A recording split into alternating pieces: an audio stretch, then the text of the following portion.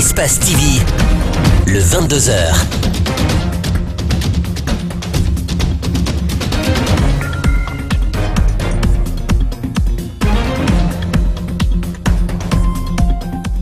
L'actualité en Guinée reste dominée par cette nouvelle crise liée à l'augmentation du prix du litre du carburant à la pompe. Deuxième jour de manifestation ce jeudi à l'appel de la société civile, l'Union syndicale des travailleurs de Guinée. Les négociations n'ont encore rien donné et si le pouvoir ne réagit pas d'ici lundi en ramenant le prix du litre à la pompe à 8 000, l'USTG menace de déclencher une grève illimitée. 3 morts après le naufrage d'une embarcation de fortune à Kassoya dans la préfecture de Koya. 26 personnes étaient à bord, 17 ont pu être sauvées. Les recherches se poursuivent pour retrouver d'éventuels survivants. Quelques semaines après sa prise de fonction, le nouveau ministre du Budget est en tournée dans les différents services relevant de son département. Ismaël Djoumondé était mercredi à la direction de comptabilité matière. Bonsoir à tous et bienvenue dans cette édition. Deuxième journée ce jeudi de la ville morte à l'appel de la société civile. C'est aussi la deuxième journée de la grève de l'intercentrale syndicale. Un objectif commun, forcer le gouvernement à revenir sur sa décision, celle de fixer le prix du litre à la pompe à 8 000 francs guinéens. Mais jusqu'ici, les lignes n'ont pas bougé. Les mouvements de protestation qui se tiennent actuellement dans les périphéries de Conakry n'ont pas fait fléchir le gouvernement guinéen. Dans une déclaration ce jeudi, l'Union syndicale des travailleurs de Guinée a menacé de déclencher une grève générale illimitée dès lundi si rien n'est fait. Le secrétaire général de l'USTG, Louis Mbemba Souma, est au micro de Mohamed Damaro Camara et d'Alouba. Le gouvernement a monté le prix du carburant en solitaire, sans que nous soyons assis pour en discuter le prix.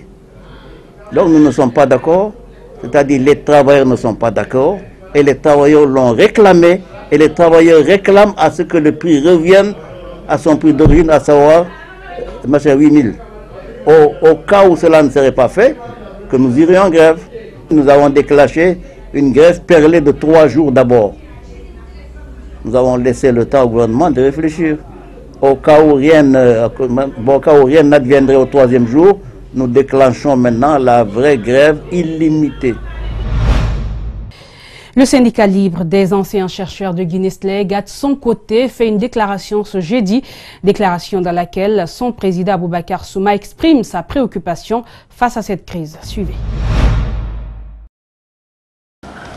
Le bureau exécutif national du syndicat libre des enseignants et chercheurs de Guinée-Sleg, fidèle à ses engagements et dans l'esprit de la Constitution et des conventions internationales, a appris avec stupéfaction sur les ondes de la RTG le samedi 30 juin 2018 l'augmentation du prix du carburant à la pompe de 8 000 à 10 000 francs. Il reste bien entendu que cette augmentation affecte négativement le niveau de vie des travailleurs et de la population en général. Par ailleurs, le bureau exécutif national du SLEG prend acte des agissements du ministère de l'Éducation nationale et de l'alphabétisation par la marginalisation de ses responsables syndicaux du sommet à la base lors des différents examens nationaux et du ministère de l'Enseignement supérieur et de la Recherche scientifique qui empêche la mise en place des structures du SLEG dans les institutions d'enseignement supérieur et continue à prendre des sanctions contre les cadres qui adhèrent au SLEG. Ce en violation flagrante de notre Constitution et des conventions internationales sur la liberté syndicale. Le bureau exécutif national du syndicat libre des anciens et chercheurs de Guinée-Sleg, toujours fidèle à sa doctrine, réitère aux enseignants et enseignants chercheurs de Guinée sa détermination et son engagement à défendre inlassablement les droits et libertés syndicales des travailleurs en général et des enseignants en particulier. La FESABAG, elle, se désolidarise du mouvement syndical pour protester contre la hausse du prix du carburant. Cette décision ne fait pas l'unanimité au sein de la Fédération syndicale des banques et assurances de Guinée. Une partie du bureau exécutif n'aurait pas été informée de cette décision. Pour ceux-ci, elle est nulle et de nul effet. Ils appellent les membres de la FESABAG à soutenir la CNTG et l'USTG. Mamadou Kalisso, Lamine Silla. Rien ne va plus entre le secrétaire général de la FESABAG et une partie du bureau exécutif de se désolidariser de l'USTG et la CNTG dans le combat contre la hausse du prix du carburant passe mal à l'interne. Selon ces dissidents, la grève déclenchée par les centrales syndicales est un mouvement qui concerne tous les Guinéens. Ils appellent leurs camarades à boycotter l'appel lancé par Abdoulaye Sow. Je n'ai pas aimé la déclaration de notre secrétaire général pour dire que qu'est-ce que les privés ont à voir dans ça, qu'on n'a rien à gagner dans ce mouvement. Je m'inscris en faux que nous avons beaucoup de choses à gagner. Les banquiers ont beaucoup de choses à gagner dans ce mouvement. Parce que si un fonctionnaire n'est pas domicilié dans les banques, il n'y a pas de banque. Si un vendeur de piment n'a pas son compte à la banque, il n'y a pas de banque. Selon la première secrétaire générale adjointe de la FESABAG, cette décision est inacceptable. Elle provoque l'indignation, la révolte et l'interrogation parmi ses camarades. Comment un secrétaire général, un leader, peut s'exprimer comme ça dans les radios, à la télé, que les privés ne sont pas concernés? Je suis indigné. En tant que membre de la FESABAG, je suis indigné. Cette branche dissidente compte se retrouver bientôt pour faire une déclaration, montrer leur désapprobation face à ce qu'elle qualifie d'une prise d'otage. La FESABAG ne doit pas être manipulée par un clan de 5 à 15 personnes. Ils n'ont pas le droit de vie et de mort sur les 400 000 Guinéens qui représentent la FESABAG. Donc, nous, jusqu'à preuve de contraire, nous restons USTG, puisque USTG c'est un repère revendicatif du mouvement social guinéen. Selon des sources anonymes, le secrétaire général de la FESABAG aurait rencontré le Premier ministre et le gouverneur de la Banque centrale avant de prendre sa décision. Il faut que nos syndicalistes changent. Il faut que nos syndicalistes arrêtent d'aller demander de l'argent dans les bureaux. Il faut que les syndicalistes arrêtent de se plier à quatre devant les patrons. On a été élus pour défendre l'intérêt des travailleurs et le travail. C'est ça notre projet, c'est ça notre combat. On n'a pas de récompense. Une grève générale à l'appel des syndicalistes ajoutée à la journée ville morte sur initiative de la société civile. À la baie, les responsables locaux des structures syndicales et d'autres mouvements issus de la société civile ont œuvré pour faire de la première journée une réussite. Le point, c'est avec notre correspondant régional, Sali Bilalisso. Habituellement animé, le centre-ville de la baie et ses environs sont restés complètement déserts. Boutiques, magasins et banques primaires sont restés fermés. Les citoyens ont dans la majorité suivi le mot d'ordre des grèves générales. Au lycée Ogomboro, où l'intercentrale a érigé son QG de veille, nous avons rencontré le secrétaire général de l'Union régionale des travailleurs de la baie. La grève doit démarrer ce matin. On est là pour lancer cette grève. C'est une grève d'avertissement. Nous avons demandé au bureau exécutif de l'intercentrale de ne rien greffer à cette revendication-là pour dire qu'on a obtenu 100% de ou 75 ou ceci ou cela. C'est de maintenir d'abord, de respecter les accords et de revenir aux 8000. À quelques mètres de là, au rond-point Ogomboro, plusieurs jeunes empêchent la circulation et veillent, disent-ils, au respect du mot d'ordre de grève générale. Parmi ceux qui ont répondu à l'appel des syndicalistes, nous avons le mouvement citoyen Osons Oser. Ces derniers jours, il y a eu une augmentation fantaisiste à la pompe en ce qui concerne le carburant. Donc nous sommes là pour manifester notre mécontentement en tant que citoyens. Donc c'est pour cela que nous sommes mobilisés ici avec les syndicats des transports, la CNTG, l'USTG et les membres de la société civile.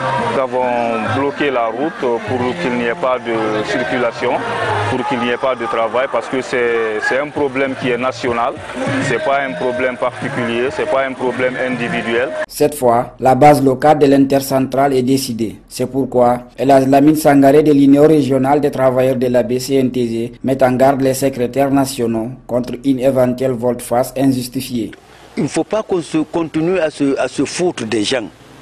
Est-ce que vous voyez, à se foutre des travailleurs. Chaque jour, c'est des grèves, on est ceci, on est cela. Il faut aller radicalement pour qu'on respecte, pour qu'on sache respecter la classe ouvrière. Cette fois-ci, si nous n'allons pas ensemble, ils lèvent seuls la grève à partir de Conakry, qu'ils se disent qu'ils n'ont plus de militants ici. C'est d'ailleurs le même engagement qui anime ces jeunes trouvés au rond-point de l'hôpital régional pour se frayer un chemin. Il faut méthodiquement négocier. Je suis venu pour accepter la ville morte parce que nous sommes là pour le prix du carburant.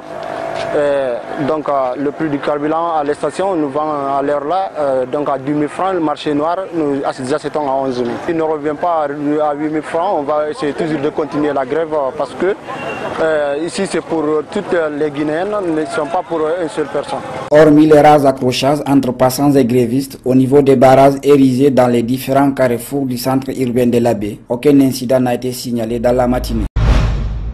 Même constat à Bouquet, où la grève déclenchée par les centrales syndicales pour le réajustement du prix du carburant a été largement suivie. Le transport urbain et interurbain ont été complètement paralysés mercredi dans la ville. Fodé Omar Kamara, Salifouli Fossissé signe ce reportage. Cette revendication des syndicats pour le réajustement du prix du carburant a été suivie ce mercredi à Bouquet. Boutiques et magasins sont restés fermés. À la gare routière de Bouquet, ici, les véhicules sont immobilisés jusqu'à la satisfaction de leurs réclamations. Vous-même, vous avez constaté, les véhicules sont tous garés ici.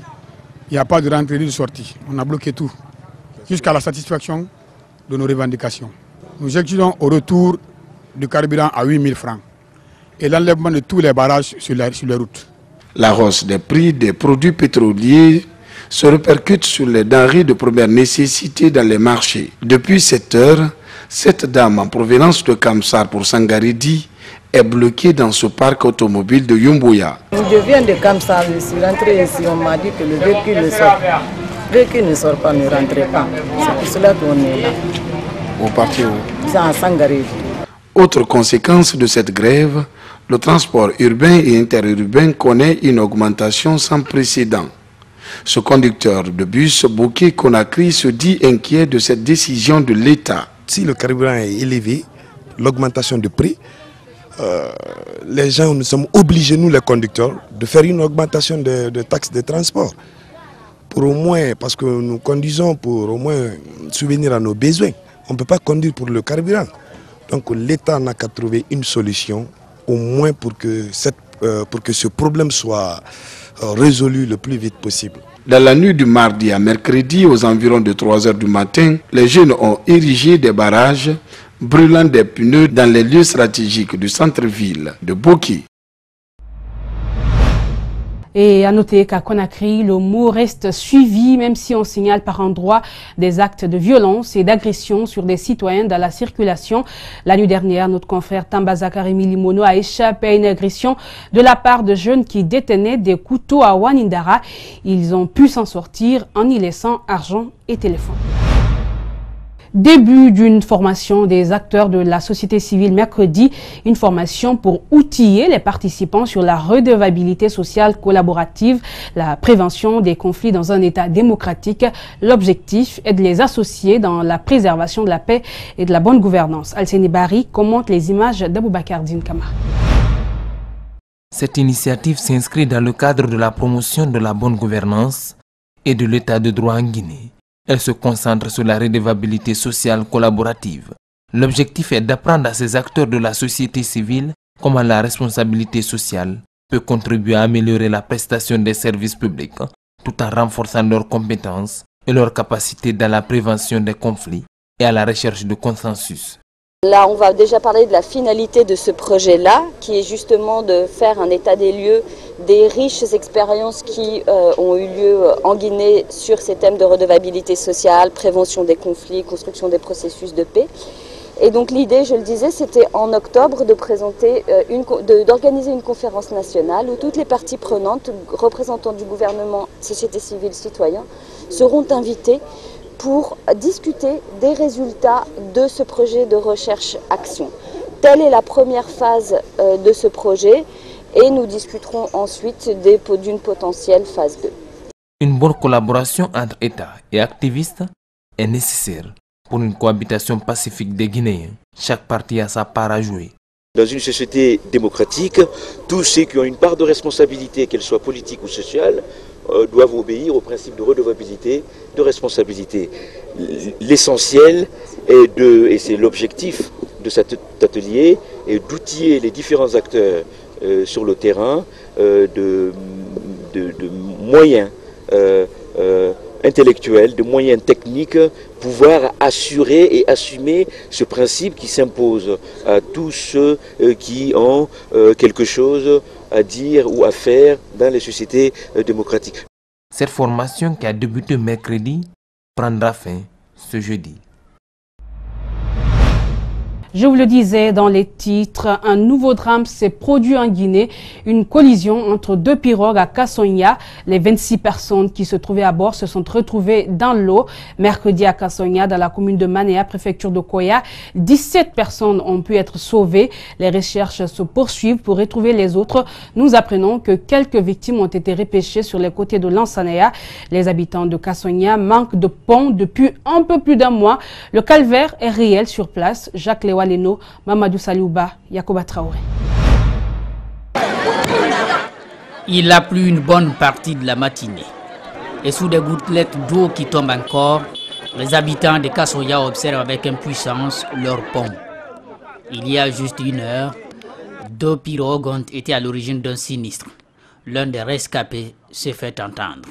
On vient de 36, on traversait pour venir au village, à Kassonia village.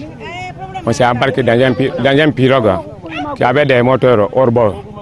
Il y avait au moins plus de nombre de passagers, on était nombre de 17, plus les deux pirogues, plus les 3 enfants. Ce qu'on tous c'est 22. Bon. Après là-bas, on a fait au moins quelques mètres, au moins de 30 à 35 mètres comme ça là. Tout juste l'autre pirogue aussi venait. On s'est rencontré avec ce pirogue-là. C'est là-bas que les deux pirogues sont renversées maintenant là. Bon. La panique avait des gens, surtout parce que notre pirogue, il y avait beaucoup de femmes plus que les hommes. Ils étaient 22, dont 3 enfants et 4 dans la pirogue qui venait de Kassonia village. 17 ont déjà été sauvés. Un enfant et 8 autres passagers sont toujours recherchés. Au bureau du conseil des districts, les victimes sont reçues avec quelques bagages récupérés. Le recensement est fait et les autorités donnent quelques informations. On vient de nous appeler tout de suite qu'il y a des secours qui est venu de Lansanea, qu'ils ont retrouvé 2 personnes qui sont en vie, mais en souffrance. La journée a été longue. L'attente de retrouver des proches noyés aussi. Cet habitant de Kassonia n'a plus d'espoir. Je ne peux pas garder l'espoir parce que c'est l'eau. Depuis 14 heures aussi, tu es noyé dans l'eau. Depuis 14 heures, 1 heure du temps, 2 heures du temps, vraiment, on n'a pas l'espoir de te retrouver. Les causes, selon les explications données dans l'immédiat, se résument au fait que la pirogue en provenance du côté kilomètre 36, surchargée, avait bravé un interdit. Mais de loin, une des victimes pointe du doigt ce pont en chantier. Ce qui a occasionné l'accident là, c'est un manque de moyens, parce que c'est le problème du pont là qui nous a fait tout ça là. Voilà. Parce que s'il y avait de pont, l'accident là n'aurait pas lieu. Mais comme il n'y a pas de pont, ça coûte ça parce que les gens étaient obligés de prendre les pirogues. Les alertes ont été lancées. Les autorités sont informées de l'état de dégradation très poussé de ce pont pas assez solide pour la traversée régulière d'une population de plus en plus grandissante du district de Kassonia. Et puis 24 heures après le naufrage, il y a désormais très peu d'espoir de retrouver des éventuels survivants. 3 corps sont retrouvés. Il s'agit de Célestine Loua, mère de famille Mabangoura, âgée d'une dizaine d'années, et Ansoumani Souma. La préfecture maritime, qui est venue très tardivement, est dans l'eau en ce moment même à la recherche d'autres corps. Une famille est toujours partagée entre espoir et désespoir. Mais c'est le désespoir qui gagne, car cette même famille est en train de pleurer leur fils, père de 2 enfants enfants, Tcherno Miriaouba, selon des proches. Et sur cette photo prise par Mamadou Saliouba, on découvre des citoyens en train de creuser des tombes pour les victimes. Des drames qui se succèdent donc et en l'espace de 3 semaines, une série de drames est enregistrée dans le pays et beaucoup sont liés à la circulation routière et aux travaux publics. Comment comprendre ces cas de mort à répétition dans le pays? À quel niveau situer les responsabilités? Je vous propose la lecture d'Antoine Kouroumassou. Ce nouveau drame, survenu ce mercredi 4 juillet, vient alourdir le nombre de victimes enregistrées dans le pays à cause de l'irresponsabilité des autorités et de l'amateurisme dont font preuve les cadres du ministère des Travaux publics. Alors que l'accident du 17 juin et la mort tragique du journaliste Aboulaïba demeurent encore frais dans les esprits, le ministère des Travaux publics semble n'avoir tiré aucune leçon de ses erreurs. Pour les travaux de curage des caniveaux à Matoto, il lui a été reproché de n'avoir pas pris de dispositions pour prévenir tout danger. L'absence de triangle ni de panneaux indiquant des travaux a été fustigée par des citoyens. Malgré leur dénonciation, les mêmes pratiques continuent à travers la capitale sans mesure particulière. À l'Insan dans Kindia, ce vieux pont fortement dégradé a fini par lâcher, à cause encore une fois de l'incurie des mêmes autorités qui n'ont pas su anticiper. Plusieurs fois, les alertes ont été faites pour signifier les dangers que représentait ce pont s'il n'était pas réparé, mais hélas. Le département s'est contenté de constater et de colmater quelques parties jugées critiques. Selon le conducteur de ce camion, qui avait fini par plonger, l'autorisation du passage lui avait été donnée par des agents postés pour le contrôle. Juste avant lui, 2 autres camions avaient pu traverser, toujours avec la bénédiction des gardiens du pont. La déviation créée par le ministère des TP pour contourner le pont est un calvaire. Que dire? Un enfer. La boue empêche la circulation normale des voitures qui du coup provoque d'énormes embouteillages qui s'étendent sur des kilomètres et des kilomètres. La première conséquence a été le décès d'une femme enceinte en provenance de Kérouané le dimanche 1er juillet, à cause des longues heures d'attente. Des travaux dont on ignore le délai d'exécution sont en cours pour réhabiliter ce vieux pont de franchissement construit depuis 1932. Alors que tous avaient les yeux rivés sur l'Insan, voilà qu'un autre drame intervient sur une autre voie qui avait fait objet de vives réactions et d'alertes multiples de la part des citoyens et de la presse. Cet autre pont de franchissement, fait de fer et de bois, est impraticable à cause de sa vétusté et de sa dégradation avancée. Le ministère des TP, une nouvelle fois, a lancé des travaux de réparation sans prévoir de mesures palliatives conséquentes pour la traversée de cette eau par les usagers. C'est avec des barques et ces pirogues de fortune que les citoyens faisaient la traversée pour aller à Conakry ou se rendre à Kansoya. Dans la journée de ce mercredi, 2 pirogues surchargées ont fait une collision qui a coûté la vie à plusieurs personnes. Cette nouvelle tragédie était-elle évitable? Je réponds par l'affirmatif en disant que l'État aurait pu veiller à la sécurité des citoyens devant traverser en interdisant les surcharges et en octroyant des barques appropriées pour les voyages. Mais les citoyens ont été livrés à eux-mêmes, chacun voulant traverser coûte que coûte à utiliser le moyen qui lui est plus facile d'accès, peu importe les risques. Une nouvelle fois, des Guinéens sont morts, banalement, on ne saura jamais qui en est responsable. Pendant ce temps, l'état de la passerelle de Gbessia inquiète. Elle est en passe de s'écrouler. Mais comme on le voit, il n'y a aucune solution véritable visible pour empêcher une nouvelle catastrophe. 2 barres de fer supportent aujourd'hui ces bétons qui se décomposent chaque jour sous le poids des piétons, des vendeuses et des eaux de pluie.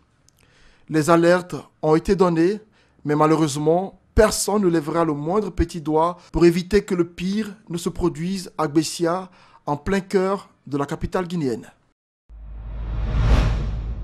Le nouveau ministre du Budget est en tournée dans les différents services relevant de sa juridiction. Ismaël Djoumandé, accompagné de sa chef de cabinet, était mercredi l'hôte des agents de la Direction nationale de la comptabilité. Il était question pour lui de faire passer son message au cadre de cette direction en les invitant à faire preuve de dévouement pour réussir sa mission. Mariam Fodé Camara, Ibrahima Souré Camara pour le compte rendu. C'est une visite de courtoisie que le ministre du Budget a rendue au cadre de la Direction nationale de la comptabilité matière. Une direction qui a pour mission de sauvegarder les biens de l'État. Dans son mot de bienvenue, le directeur national par intérim a réitéré son engagement et celui de son équipe à soutenir et accompagner le ministre. Le nouveau patron du budget a mis l'occasion à profit pour faire passer son message au cadre de la dite direction, en leur exposant les objectifs qui lui ont été assignés par le président.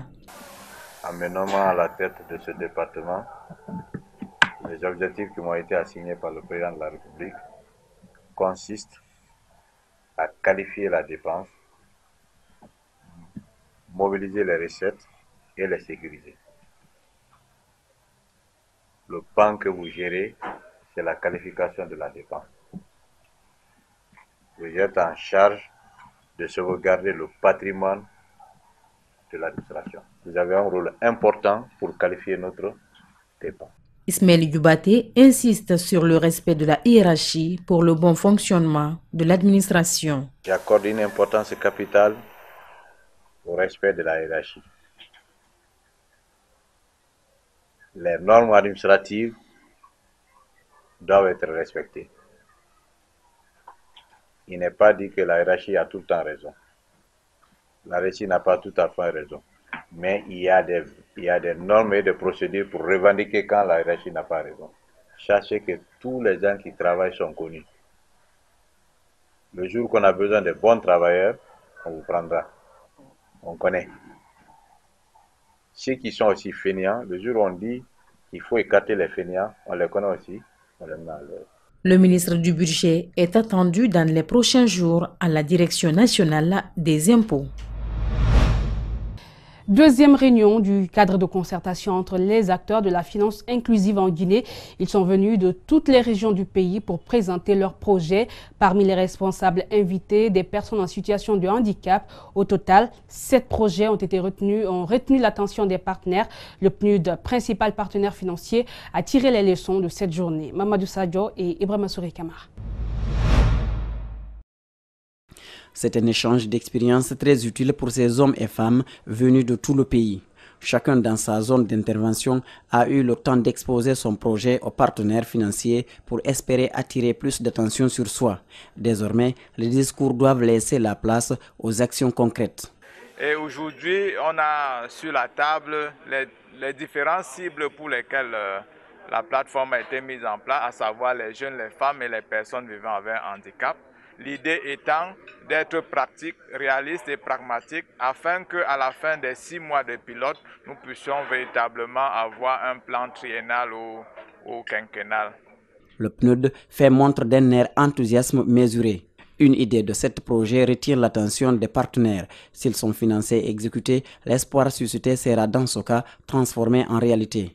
Ça a été vraiment une opportunité pour écouter ces différents partenaires et voir dans quelle mesure ils accompagnent des populations vulnérables à pouvoir accéder à des financements et pouvoir monter des projets de développement économique.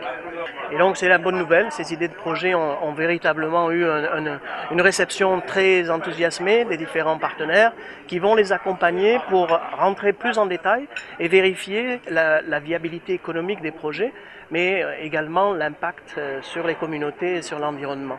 Elle est venue de Kissidgou. Elle se bat pour aider les agriculteurs à professionnaliser au mieux leur travail. Les moyens le manquent certes, mais la qualité de discussion augure un lendemain meilleur. Je crois que tout ira mieux avec cette formation, avec cette rencontre de cette plateforme, avec les échanges, les renforcements des capacités des formations de part et d'autre entre entreprises et institutions, ainsi de suite. Ça nous permettra de développer et renforcer nos capacités dans les différents secteurs. Ils vont repartir dans leurs régions respectives avec le sentiment d'avoir bientôt des partenaires disposés à financer leurs différents projets. C'est une adoption simple qui vire en adoption plénière. L'audience dans cette affaire s'est ouverte jeudi à la Cour d'appel de Conakry. Les débats ont porté sur la procédure d'adoption jugée irrégulière par l'avocate et conseil du couple Diakité, dont la petite fille au cœur du dossier. L'audience a été reportée au 24 juillet prochain. Les précisions, c'est avec Mohamed Amaro Kamara et Aliouba. Sur cette photo, Oumou Diakité, 2 ans, la fillette dont les parents auraient consenti une adoption simple avec un couple guinéo-allemand. La convention est scellée à Boké. 2 ans après, le couple tente de récupérer leur enfant. C'est le début d'une procédure judiciaire ouverte ce jeudi et qui, aux yeux de Maître Barry, conseil des parents biologiques, est sans fondement. Lorsqu'il est question d'adopter un enfant aujourd'hui, la procédure, elle est là. Le consentement ne doit pas être vicié. Et en cette matière, en l'espèce, il a été complètement vicié, car la loi prévoit qu'il faut un acte à part, un acte de consentement des parents. Et en l'espèce, c'est seulement le père qui a signé, et ce n'est même pas un acte authentique. Donc, c'est pour vous dire qu'il y a tellement de violations que les conséquences ne peuvent être que la rétractation pure et simple de cette décision. Dans de telles situations, la décision ne devrait avoir aucun effet juridique, ajoute l'avocate à la cour. Maître Barry reste toutefois confiante quant à l'issue de ce procès, car selon elle, le code de l'enfant vient trancher à lui seul cette affaire. Le législateur guinéen a déjà tout prévu dans le code des enfants. Moi, je m'attends à ce que la cour d'appel rétablisse les époux Diakité dans leurs droits et que la cour rétracte purement et simplement cette décision d'un mal jugé certain. L'audience a été renvoyée au 24 juillet prochain, le temps pour le ministère public de faire ses observations sur la procédure. Voilà donc, c'est la fin de cette édition d'information. Grand merci à tous de l'avoir suivi. Merci à la rédaction, mais aussi à l'équipe technique. Portez-vous bien et très bonne suite de programme sur Espace TV.